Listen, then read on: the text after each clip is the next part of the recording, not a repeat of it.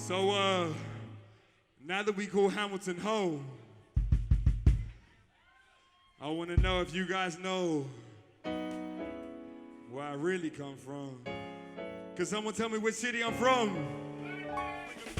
London, East Coast train, love for my city, but I was raised, word to the Mecca, pray to the east, made my first hardship. Ever since I started making music, I knew that North America was the place for me to find the biggest and best audience and opportunities for myself. And that was ever since I was like 15. So then I always had that dream, but then in my early 20s, I realized that for the next steps, I had to move. So the meaning behind London Made, East Coast Trained is, again, going back to the reason why I moved to this country, or this continent, is because I always saw it as it was the East Coast MCs from New York and Detroit and Chicago and New Jersey that were my teachers for when I first started rapping.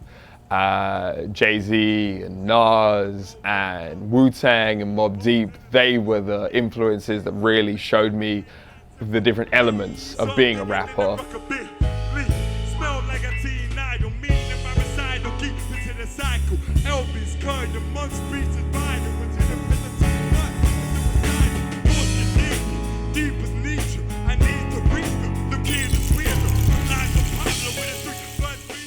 I was just stumbling around the music channels on TV, and on MTV they were playing Sunshine by Twista, and I remember that being the moment that I fell in love with hip hop, and I immediately started rapping after that because that was something that I saw and needed to do for myself.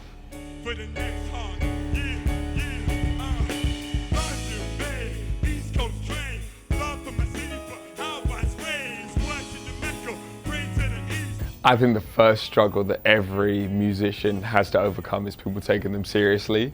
I remember telling my first girlfriend that I wanted to be a rapper and her laughing, very expressively laughing, like, nah, that will not happen. And then I remember about a year later talking to the same girl and her saying, how are you gonna rap from Beckenham, which is where I'm from in London? Then a lot of people I would encounter those same kind of reactions of laughing, and then people realize that you actually have some talent, so then they try and throw different spanners in the works of, oh, how can you make this an actual source of income? How will you ever make it to North America? Because I always express that as one of my main goals.